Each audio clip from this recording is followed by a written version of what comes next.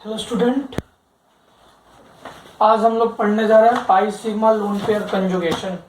Resonance में आज बच्चों हम लोग पढ़ने जा रहे हैं pi sigma lone pair. Resonance में हम लोग पढ़ने जा रहे हैं बच्चों पाई सिग्मा लोन पेयर। कहने का मतलब है कि कुछ ऐसा कंपाउंड जिसमें ये कंजुगेशन दिखाई दे, CH2 निगेटिव, ये लोन पेयर है, निगेटिव चार्ज। देखो पाई सिग्मा लोन पेयर ऐसा रहेगा तो कुछ नहीं करने का, ये इस पे जाएगा, इस पे गया, यानी कि इस पे निगेटिव और इस पे पॉजिटिव, पॉजिटिव निगेटिव बॉन्ड बना देगा। CH2 CH double bond CH2, यहाँ पे निगेटिव। अब इसका हाइब्रिड बनाना तो मैंने सिखा दिया है already. CH2 CH2 del negative del negative. Question number 2 देख लीजिए। CH2 double bond CHOH। देखो यहाँ लोन पेयर है, pi sigma lone pair. Lone pair उतरा या नीचे उतरा, ये ऊपर गया। CH2 negative CH double bond OH positive. ठीक है। अब देखो जो चार्ज स्टार्टिंग में है, charge is always constant, always constant. अब देखो ये न्यूट्रल है तो यहाँ भी न्यूट्रल होना चाहिए, निगेटिव या पॉजिटिव, इसको न्यूट्रल बनाता है। क्या बनाया बच्चों? न्यूट्रल बनाया। ठीक है। और एग्जांपल देखें, और एग्जांपल देखते हैं। मान लो ये है NH2, नाइट्रोजन के पास लोन पेयर होता है, लोन पेयर यहाँ आया, ये इस पे आया, कंपाउंड क्या बनेगा बच्चों? जरा देखो, डबल बॉन्ड NH2, N पे पॉजिटिव और अंदर आ चुका है ये निगेटिव। अब ये निगेटिव इसमें जाएगा, ये यहाँ आ जाएगा, तो कितना आसानी से मूवमेंट करा रहे हैं हम। यहाँ निगेटिव, ये यहाँ उतरा, डबल बॉन्ड NH2 पॉजिटिव।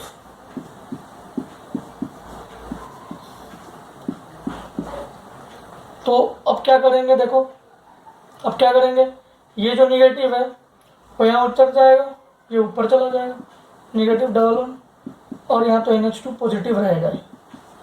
अब क्या करेंगे देखो जरा, अब ये निगेटिव यहाँ उतर जाएगा और ये टूट जाएगा, टूटते ही NH2 बन जाएगा। तो ये कंपाउंड और ये कंपाउंड सेम हो गया, बिल्कुल सेम। तो कितने रेजोनेटिंग स्ट्रक्चर बने? 1 2 3 4। ये बात समझ में आ गया? 4 रेजोनेटिंग स्ट्रक्चर बना। तो रेजोनेंस तो बिल्कुल क्लियर हो गया होगा। अब इसी में NH2 की जगह बच्चों, इसी में हाइब्रिड बनाना। इसका हाइब्रिड कैसे बनता है देख लो एक बार। ये सारे बॉन्ड घूम रहे हैं, यहाँ देखो ये घूम रहा है, NH2 था। ठीक है। अब देखो यहाँ डेल पॉजिटिव आया, यहाँ डेल निगेटिव, यहाँ डेल निगेटिव, यहाँ डेल निगेटिव। देखना यहाँ मेटा पोजीशन पे कुछ भी नहीं है, ऑर्थो और पैरा पोजीशन पे है। तो ये बहुत इंपॉर्टेंट है। आगे जब रिएक्शन मैकेनिज्म आप पढ़ोगे तो आपको समझ में आएगा कि ये क्यों इतना इंपॉर्टेंट है। ठीक है। अब चलो, मान लो OH है, इसको करके दिखाओ, इसको करके दिखाओ।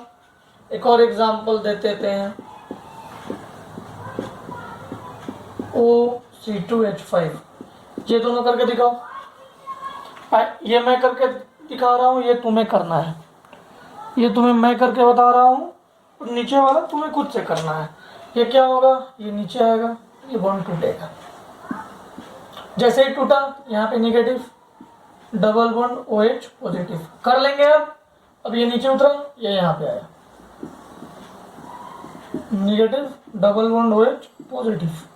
अब देखो सेम सेम चल रहा है, नीचे आया, ये इस पे आया, negative double bond OH positive. अब क्या हो गया? ये नीचे आया, ये ऊपर गया, तो ये जो था वही हमें मिल गया, OH मिल गया, मिल गया। बस ऐसा नहीं मिला, ऐसा मिला। बात तो बराबर है ना? नाम लिखेंगे तो ये और ये दोनों का सेम नेम आ जाएगा। तो रेजोनेंस समझ में आ गया। अगर तुम्हें कोई हाइब्रिड बनाने के लिए कह दे तो तुम क्या करोगे? पहले तो असली का बॉन्ड बनाओगे, जो असली वाला है OH। अब जो घूम रहा है वो डॉट से बनाओगे, जहां जहां चार्ज आ रहा है वो चार्ज लिखोगे, हो गया खत्म। ठीक है, OC2H5 में क्या होगा, ये उतर जाएगा, ये ऐसे आ गया। एक बार रिंग में नेगेटिव चार्ज आ गया तो नेगेटिव चार्ज घूमने लग जाएगा, घूमने लग जाएगा। मुझे बात समझ में आ गई। अब pi sigma free radical, next हमारा टॉपिक है बच्चों pi sigma free radical. Pi sigma free radical, pi sigma free radical. ये है AB 2 इलेक्ट्रॉन। अगर मैं इसको होमोलिटिक, ये हेट्रोलिटिक क्लीवेज होगा, हेट्रोलिटिक क्लीवेज करूंगा। हेट्रोलिटिक क्लीवेज का मतलब है कि इसको ऐसे काटूंगा तो किसी एक पे पॉजिटिव चार्ज आएगा, किसी एक पे पॉजिटिव चार्ज आएगा और किसी एक पे नेगेटिव चार्ज आएगा। लेकिन मान लो ए है, बॉन्ड बना हुआ है, तो ये टूटेगा, टूटेगा तो A डॉट में टूटेगा और A डॉट में टूटेगा। इसको बोलते हैं होमोलिटिक क्लीवेज। इसको क्या कहते हैं बच्चों, होमोलिटिक क्लीवेज। अब देखो ये A डॉट जोड़ A डॉट में टूटेगा तो इसी को कहते हैं free radical.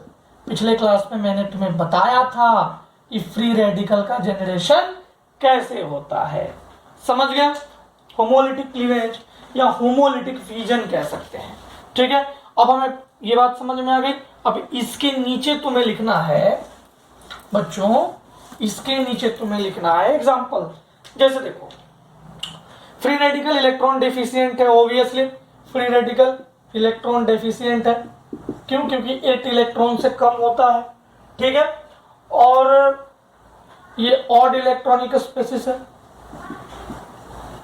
Odd electronic spaces है और होमोलिटिक फ्यूजन से होता है, ये तो मैंने बता दिया। अब अगर कोई एग्जांपल है, मान लो जैसे CH2 double bond CH single bond CH2 dot, तो ये टूटेगा ये बॉन्ड, CH2 पे dot CH dot CH2 dot, ये डॉट डॉट मिल गया। यानी कि कंपाउंड देखो ध्यान से देखना, ये बॉन्ड टूटा तो इस पे डॉट, इस पे डॉट, इस पे डॉट, ये डॉट ने ये डॉट को देखा, देखते ही ये डॉट ऐसे ही रह गया, ये दोनों मिल गए, मिलके कंपाउंड बना दिए। तो अगर मैं इसको मिटा दूं तो देखो क्या बन गया, तोड़ते ही क्या बना देख लो। यानी कि ये दोनों क्या है, रेजोनेटिंग स्ट्रक्चर्स है। अब देख लो ऐसा सारा कंपाउंड बनाया जा सकता है। अब मान लो कि ये CH2 डॉट है, ये CH2 डॉट है, तो ये टूटेगा, यहां पे डॉट आ जाएगा और यहां पे डॉट आएगा, तो क्या बन जाएगा, ये डॉट यहां पे आ गया, यहां वाला डॉट इसके साथ डबल बॉन्ड बना लेगा। और फिर ये टूटेगा, ये डॉट यहां, ये डॉट यहां, तो ये बन जाएगा, यहां dot.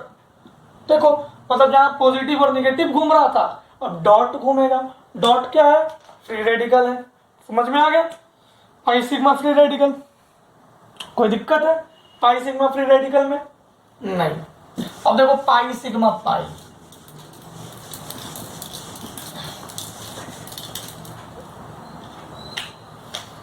Pi sigma pi, pi sigma क्या है, अरे पाई सिग्मा देखो CH2 double bond CH, CH double bond O, pi sigma pi, pi sigma pi conjugation हो तो देखो क्या होता है, ये डबल बॉन्ड, ये ऑक्सीजन है, इलेक्ट्रॉन को खींच लिया, CH2 double bond CH, CH O negative, O negative और CH पॉजिटिव। और देखो पाई सिग्मा पॉजिटिव, इसी को कहते हैं एक्सटेंडेड कंजुगेशन। कंजुगेशन देखो हमें दिख तो कुछ और रहा था और यहाँ हो कुछ और रहा है। अब देखो ये पॉजिटिव यहाँ आ जाएगा, ये बन गया ओ नेगेटिव। देखो कितना आसानी से कंपाउंड बन रहा है, समझ में आया किस तरह से मूवमेंट कराना है। वो ज्यादा इलेक्ट्रोनेगेटिव था इसलिए अपनी तरफ खींच लिया। और लास्ट कंजुगेशन होता है बच्चों लोन पेयर सिग्मा पॉजिटिव, मतलब वैकेंट ऑर्बिटल, ऑर्बिटल। इसको कैसे बनाने का है, CH3 NH, यहाँ लोन पेयर है CH2 पॉजिटिव। अब देखो lone pair sigma positive, lone pair sigma positive, इसको देखते ही ये नीचे उतर जाएगा CH3 NH double bond CH2 और ये पॉजिटिव यहाँ आ गया। देखो चार्ज भी कांस्टेंट है, सब कुछ कांस्टेंट है, किसी को कोई दिक्कत, कोई परेशानी, कोई चिंता बिल्कुल नहीं। तो ये था हमारा रेजोनेंस और रेजोनेटिंग स्ट्रक्चर जो हमें पढ़ना था, ये बहुत इंपॉर्टेंट है बच्चों। अब इसके बाद हम लोग पढ़ेंगे, सिंपल सा हम लोग पढ़ेंगे इसकी स्टेबिलिटी, रेजोनेटिंग स्ट्रक्चर्स की बच्चों स्टेबिलिटी। तो इसमें हम 4 रूल देखेंगे, मैं इसे मिटा दूं।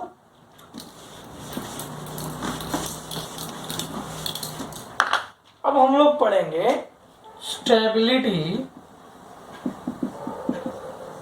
Of resonating structures. तो जिस तरीके से बच्चों यहाँ बोर्ड थोड़ा चमक रहा है इसलिए मैं यहां लिख देता हूं structures, stability of resonating structures. तो इसमें 4 रूल पढ़ेंगे, मैं आज रूल लिखता हूं और कल में क्वेश्चन कराऊंगा। तो देखो रूल 1 कहता है बच्चों कि which has more covalent bond